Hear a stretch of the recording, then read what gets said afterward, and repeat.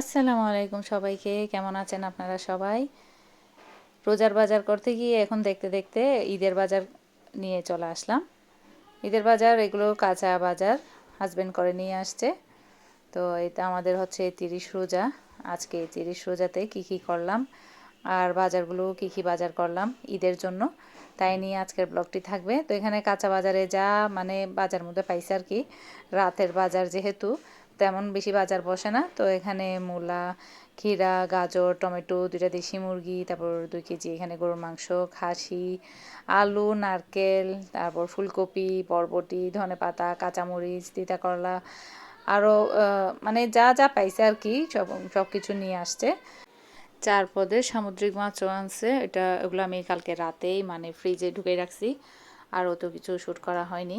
তো এখানে আমি বেসিনটা পরিষ্কার করে নিচ্ছিলাম। আর আজকে 30 রোজা, আজকে আমি বাথরুম 2টা পরিষ্কার করে নিব, বেসিনটা পরিষ্কার করে নিচ্ছি। গতকালকে ঘর পরিষ্কার করে বেডশিটগুলো চেঞ্জ করে দিছিলাম। তো একদিন একটা একটা কাজ করে নিচ্ছি, একা হাতেই তো সব কিছু করা লাগে।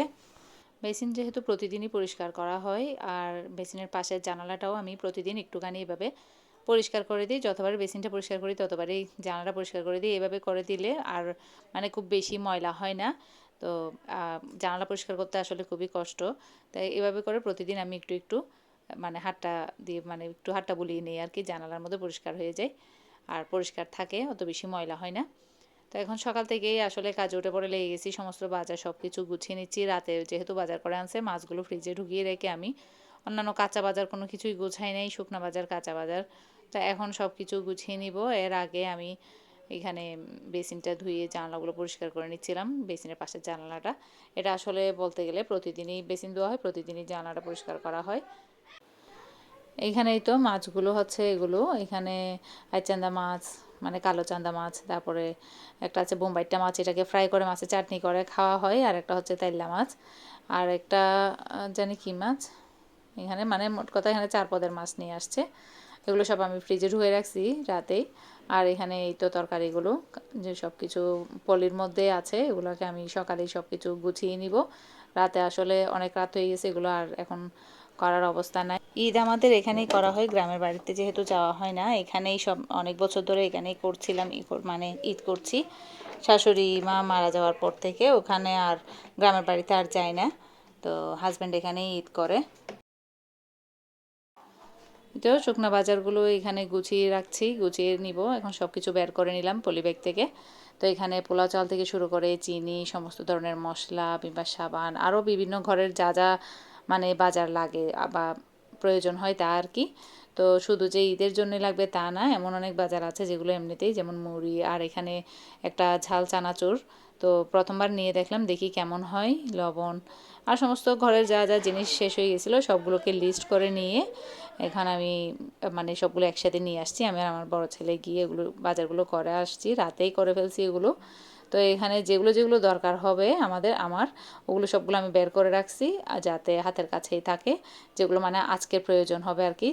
তো এখন আমি এই পাশের আমার এই থাকটা একটু পরিষ্কার করে নিচ্ছিলাম। এই রোজার মধ্যে আসলে অতটা ডিপ্লিন মানে করা হয়নি।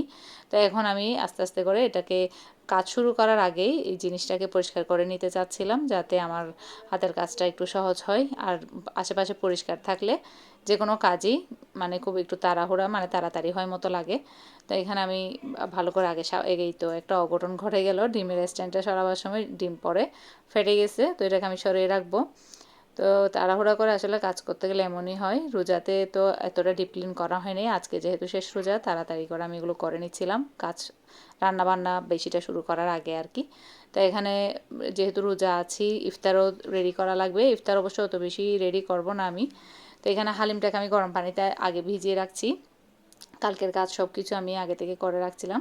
তো রোস্টের জন্য মুরগিটাকেও ধুয়ে পরিষ্কার করে রাখছি, গরুর মাংসটাকেও কেটে রাখলাম, ডিমটাকেও সিদ্ধ করে পরিষ্কার করে রাখছি। এখন ইফতারের জন্য চনা আর ম্যাকারনিটা গরম করে নিয়ে পেঁয়াজটা তৈরি করে নিয়ে এগুলোকে একটা একটা করে বসিয়ে দিব। আর এখানে আমি টমেটো পাতার জন্য টমেটোকে একটু করে পুড়ে নিচ্ছি, টমেটো আর কাঁচামরিচ। আর এদিকে হালিমের জন্য আমি গরুর মাংসটাকে রান্না করে নিচ্ছিলাম। হালিমের প্যাকেটটা তো আগে থেকেই গরম পানি দিয়ে ভিজিয়ে রাখছি। আর এখানে পেঁয়াজও তৈরি করে নিব, পেঁয়াজও তো আমার ঘরে সবসময় লাগে। আর এখানে আমি আগে পেঁয়াজও তৈরি করে নিব, তারপর রোস্টের চিকেনটাকে একটু ফ্রাই করে নিব আর কি। তো এখানে একটা একটা করে সব কিছু করে নিচ্ছিলাম আস্তে আস্তে, যেহেতু একটা চুলায় ইলেকট্রিক চুলায় কাজ করা লাগে, একটাই মাত্র চুলা, তাই একটার পরে একটা খুব দ্রুত করে ফেলা লাগে। দুইটা চুলা হলে খুব সহজে তাড়াতাড়ি কাজটা শেষ হয়। তো এখন আমি চুলা মানে এই প্যানটা গরম থাকা অবস্থাতেই পেঁয়াজটা তৈরি করে নিয়ে এখানে আমি রোস্টের জন্য চিকেনটা ফ্রাই করে নিচ্ছিলাম। এভাবে করে নিলে আসলে সকাল থেকে যদি পরিকল্পনা মাফিক সমস্ত সময় নিয়ে যদি কাজটা করে নেওয়া যায়, সময়ের মধ্যে আসলে কাজ শেষ হয়। তবুও আমার অন্যান্য কাজ ইফতারের পরে আমি রান্নাবান্নাটা শুরু করব, চাঁদ রাতে আর কি। আজকে তো এখনও রোজা আছে, 30 রোজা। এখন রোজাতে আমরা 30 রোজায় আমি কীভাবে কাটালাম, এই তো সারাদিনই এই টুকিটাকি কাজ, রান্না বান্না, কাটা ধোয়া, এই সমস্ত এগুলোর মধ্যেই কেটে গেল। তো এখানে আমি রোস্টেড চিকেনটাকে একটু ভালো করে ফ্রাই করে নিয়ে, হালকা একটু ফ্রাই করে নিয়ে এটাকে তুলে নিব। সন্ধ্যার পরে আমি এগুলোকে সবগুলোকে তুলে দিব। নেক্সট ব্লগে সব কিছু শেয়ার করব। আল্লাহ হাফেজ।